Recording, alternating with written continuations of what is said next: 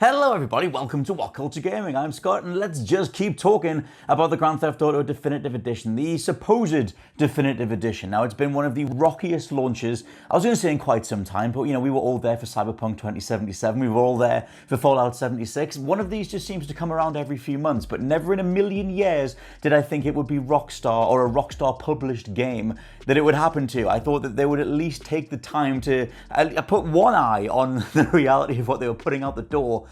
Because this was made by Grove Street Games. It was only published by Rockstar. It was given to Grove Street Games, formerly War Drum Studios, as they put together the 10th anniversary editions of the games, Grand Theft Auto 3, Vice City, San Andreas, for mobile phones almost 10 years ago. And for this version of the game, they were allowed to do the Definitive Edition, which did get sizable graphical updates in pure visual senses. Sometimes it's a big old thing, we'll get there.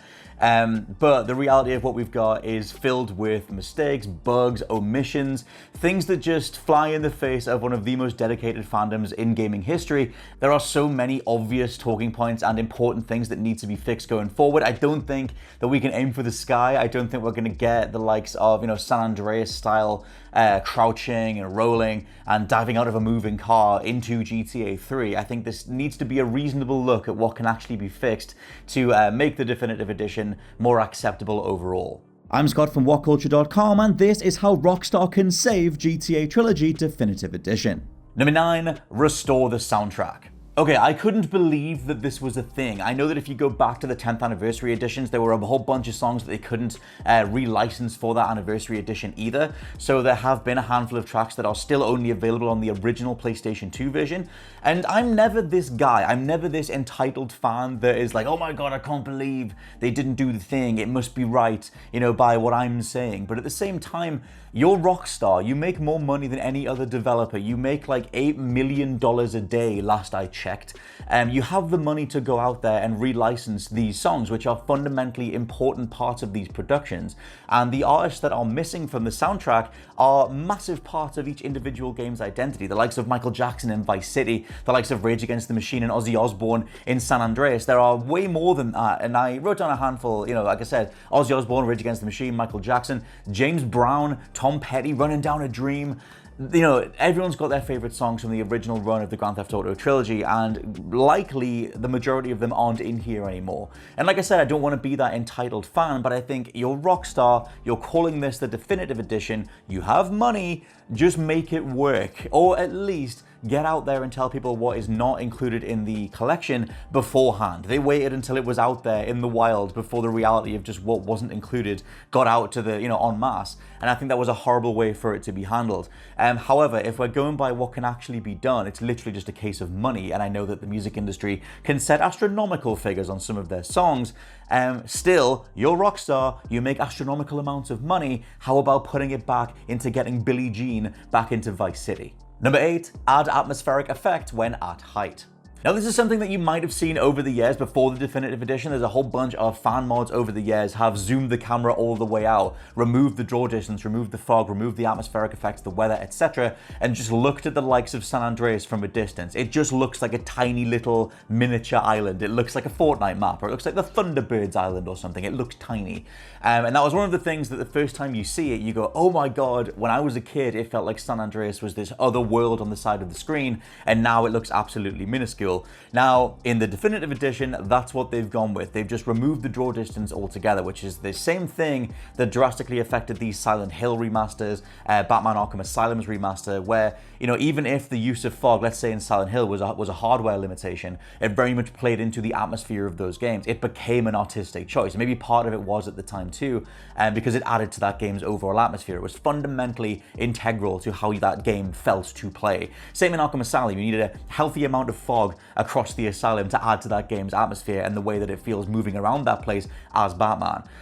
Go back to Grand Theft Auto, and if you take to the skies in a helicopter or a plane across Vice City and San Andreas, it just feels weird if you can see from Los Santos all the way to Mount Chiliad, San Fierro, and Las Venturas. It just feels weird. It's the sort of thing that takes away from, like I said, that idea of a whole world on the other side of the screen. And it's doubly annoying because Rockstar went out their way to remove a whole bunch of mods that already had this stuff done for them. There's a comparison shot doing the rounds online of how the skyline looked from a distance distance thanks to a variety of different mods over the years, and it was replete with fog, weather effects, things that manufacture a sense of scale and distance so that it still feels like the world itself is huge. Removing draw distance altogether is a massive mistake, and it just looks kinda hilarious. Number 7, vehicle physics. I know they had their heart in the right place, and I get the idea of trying to modernize Grand Theft Auto, the original trilogy's vehicle physics, but in making them more shaky and more physics dependent and not letting you just take corners at speed, it results in so many cars flipping over. You flip over way faster than you ever did in the original games just because the physics model is different.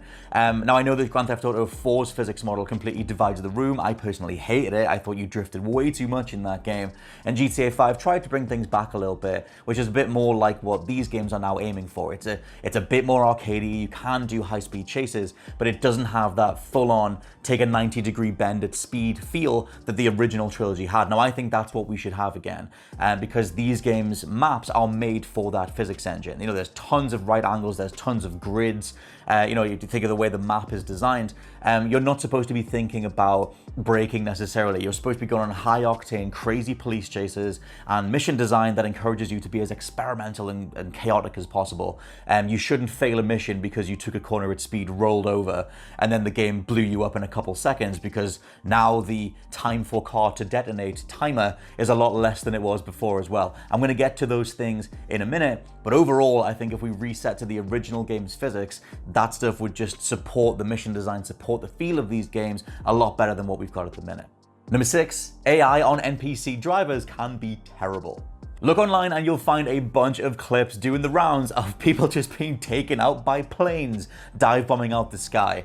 Or even when I've been playing myself, you're driving down a certain road at full speed and a car just comes out the side right in your way. It's very like Driver 2 back in the day, which I get the intent of that. Sometimes it's just meant to add a sense of gameplay. It's meant to add a sense of challenge to chasing down a target or getting away from the police, but it happens way too often. There are too many times when the AI just bugs out and gets in your way. And that's alongside, like I said, the reality of just planes falling out the sky to try and take you out. A lot of the fun of old school GTA is just that sandbox of different AI scripts overlapping and the chaos, the carnage that can come from that. It's why I love those old games so much. But when it's actively getting in the way of gameplay and when it's actively worse than it was in the original versions, I think it needs to be changed. Number 5, restore the cinematic camera. Why is this not in the game? You have the most definitive edition, the most beautiful version of these games in theory, and you can't toggle the cinematic camera on. You can't go to those really zoomed out shots of your car in whichever game flying through the city, which in the later games in GTA 4 and 5, you could toggle slow motion to really take in the visuals of the place, the visuals of the stunt you were doing, etc. And it's just not in here. It baffles me that it's not in here. Also not in here is GTA 3's version of the top-down cam, which paid tribute to the original 2D games. I think things like that go a long way to showing that your heart is in the right place and that you have fans' minds in mind when you're putting these games together. Why is there no cinematic camera in the most cinematic version of the game so far? Number 4, restore San Andreas' co-op mode. I guarantee the vast majority of people didn't even know that this was in the game, but I remember thinking that it was one of the coolest things me and my friend Simon ever found when we played the games as teenagers. Like, I was gonna say as kids, but as teenagers, which is that San Andreas had a semi-hidden co-op mode. It was a certain pickup that you had to find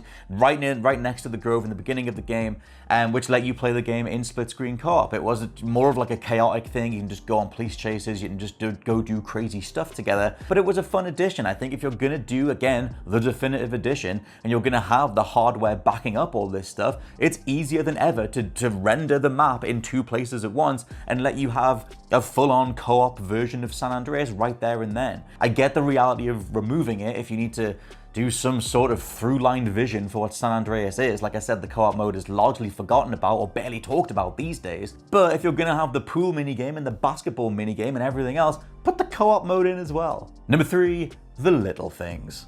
Okay, so I just did a few of these off the top of my head, and then I started going online and writing other stuff down as well. The little things is just my overall umbrella for all those little things that you see that contribute to the game being death by 1,000 cuts, where you just sort of look at a thing and go, how did they get that wrong? This includes, but is not limited to, CJ's muscle tone, his walking animation not changing based on weight or muscle gain, certain hair models in San Andreas having multiple art assets being layered up, spelling mistakes on signage across all 3 games, sound effects being wrong for the menus of GTA 3 and Vice City. Loads of remnants of the AI upscaling program still need fixing, as there are overlaps of numbers on the backs of people's basketball jerseys in San Andreas, for example.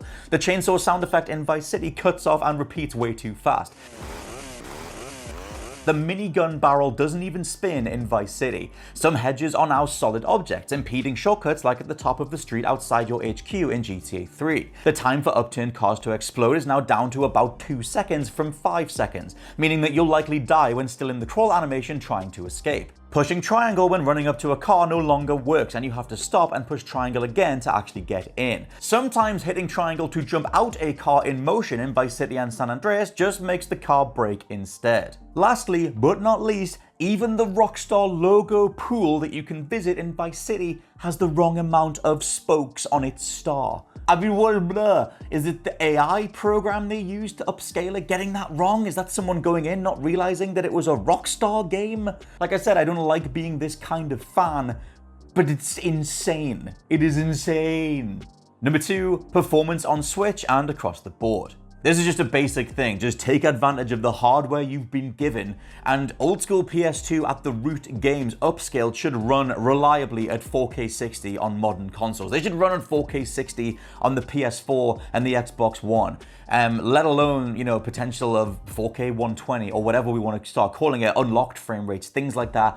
These games should have reliable performance. They are PlayStation 2 games with a new lick of paint. And that's not even talking about the reality of the Switch version, which on a good day can potentially hit 480p, but barely at 30 frames a second. That thing crawls. It really, really struggles. Digital Foundry's video is now out showing that most of the time it's hitting about 18 frames a second. It's kind of abysmal and pretty unacceptable considering the amount of money that they're charging for it, and the reality that this is Grand Theft Auto's debut on Nintendo hardware. It should just be a hell of a lot better than that. And number 1, manually fix all B and C list character faces. Now, I mentioned the AI upscaling program before. This is how they did the majority of the upscale work for the new games. They had some sort of AI algorithm go in there and just, upscale stuff automatically. And then they went in, Grove Street Games went back in and manually upscaled other stuff too, the likes of the main character models, the likes of certain buildings, etc., etc.